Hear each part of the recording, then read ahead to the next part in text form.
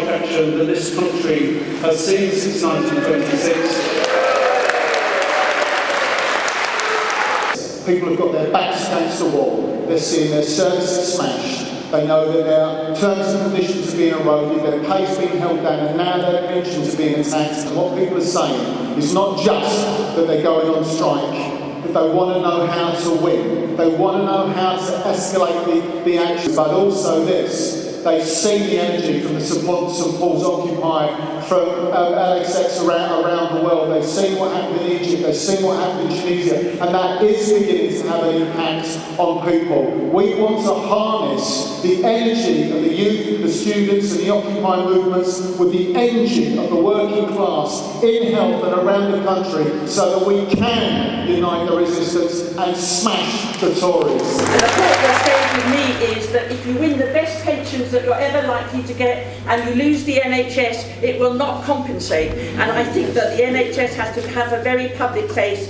on November the 30th and subsequently.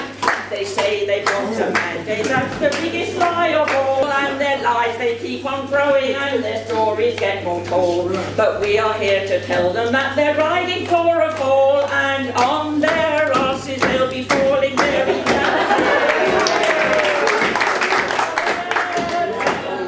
Their life support machine will share. There's no way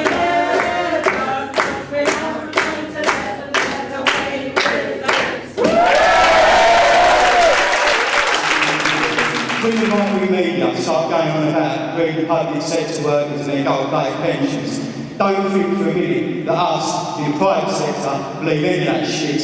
That's why on the 30th of November, the electricians make a flock demonstration that day will be held on public sector picket lines, standing shoulder to shoulder with our brothers and sisters. When you talk about youth fighting back, they're quite capable of fighting back, thank you very much. They don't need to wait until the 30th of November to come up to our picket lines. They're rioting when society says they can't have these things, when they're blaming them, when students can't get to college. What do? They burn down bloody milk bank and good luck. Unite that resistance with the people who have got the power to fight in society. We know that struggle is a constant feature, a massive constant feature in capitalism. They can sit back, calming and click. How can you ever make Margaret Thatcher look lovable almost? I mean, this is a class war beyond belief, and because it's a class war beyond belief, we've got to get it right, and that means we've got to be political trade unionists.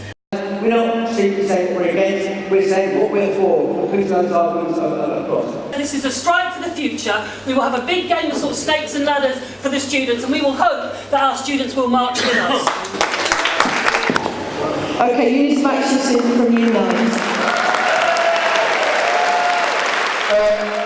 November 30th will be on a scale we can't imagine. As people will know, I was victimised by my employer for the trade union activities. And for the last 5 years I've fought a battle for justice. If we win it, it will be a massive victory. But I just want to say this. I would like to thank everybody who supported me over the last 5 years, because without the support of rank and file trade unionists up and down the country, I wouldn't be able to be here today to speak. And I will be on the picket line on November the 30th. I'll be standing alongside my colleagues in the public sector, because together we can win, we can ensure that I'm the last person to be victimised. Because any union activist which can take it for the 30th for granted, I think we need to push, we need to fight right up until today to get every single activist out, every single person out the door, and that means every single individual taking up really as their responsibility, pushing right up until today. The other thing that I think can make it transformative is this. I think we don't just want it to be really solid, we don't just want everybody out on strike. We should go out on strike, couldn't we? We couldn't just be at home. We want an active strike. There's a cartoon in my own union, the National Union of Teachers, showing, oh, we're all teaching to 68, so we're all going to be on Zimmer frames. That is disableist, that is prejudicial, and it shouldn't be in the trade union movement. If you add up all of those that are hardest hit by the cuts, that's black people, that's women, that's disabled people, LGBT people, young people, older people, including pensioners, we are the majority. housing, we've got Credit Council Housing newspapers, and I suggest for all your stalls and workplace meetings, come and take some from us and tell the tenants' organisations that you want them on your picket line. It's a struggle, we could have a smile on our face at the same time. Is that people were saying at our meetings yesterday, well actually this credit crunch we're perfectly prepared for. Because we never had any money in the 80s, we don't have any money now, and we're not likely to get any money in the future. The extreme right wing and the Tories will now start to blame black people, blame Dale-Fard travellers, blame a woman in a hijab. How a woman in a hijab can prevent a fundamental threat to the British values and democracy is beyond me. And you call a young person who comes out onto the street and steals a pair of trainers a name like that, when you lot, not very long ago, were stealing from Oz, were stealing widescreen TVs and duck houses and God knows what else. And by the way, with fairly light sentences, did not get plastered as feral all over the newspapers, and I think, it's an absolute disgrace. When the NUT rep said, we do not need a picket line because the school is shut, and I opened my mouth, 3 people went, we are going on the picket line. Rob Waite, and we're from Labradors Against the Cuts.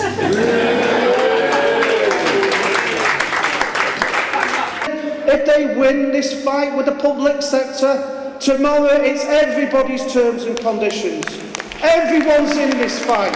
Comrades, first of all, agree with the point that Jasper made about the police. Don't get your hands off just off the kids. Get them off the construction workers. On the issue of all-out stadium, there's not a person in this room who doesn't want all-out stadium. The question is, what are the comments saying? Are they saying that on November the 30th there's a start of an indefinite general strike? The question is, it's not what is needed, it's how you get there.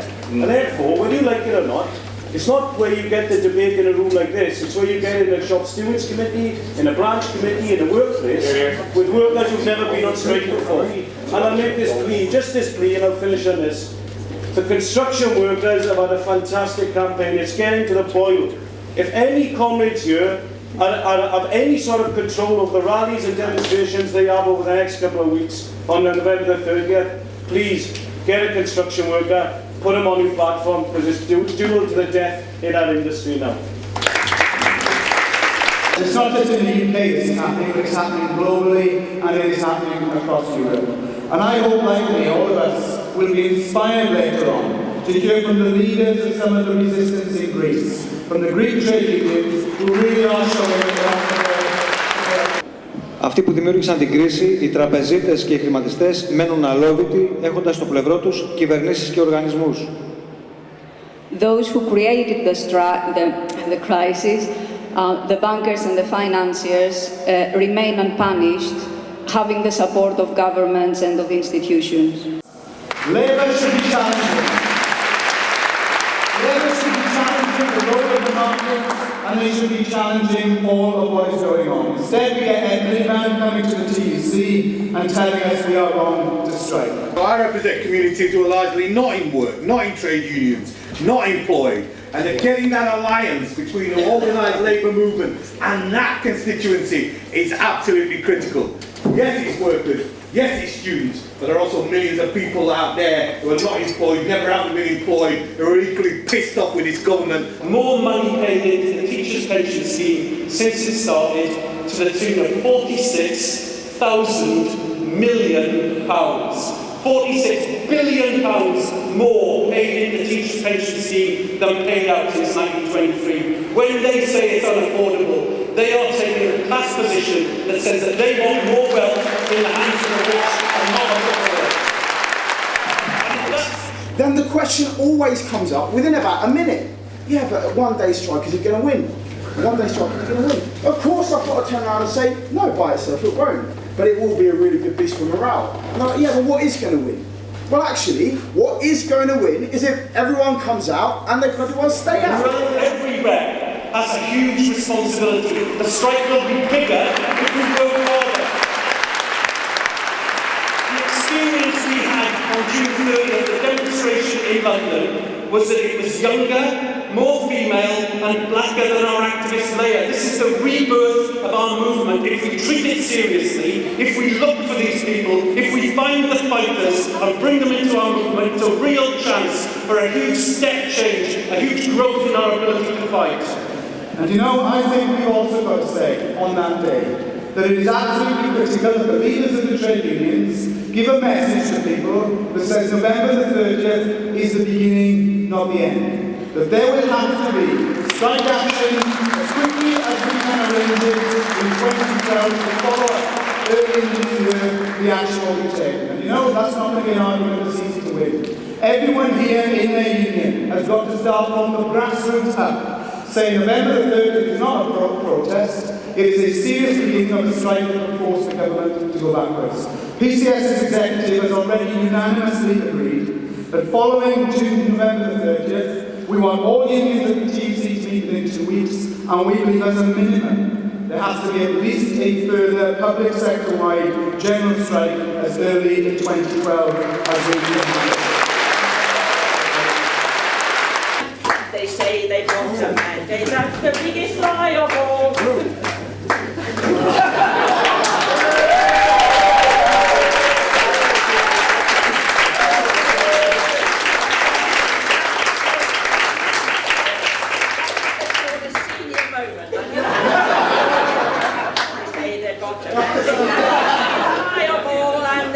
They keep on growing and their stories get more told. But we are here to tell them that they're riding for reform.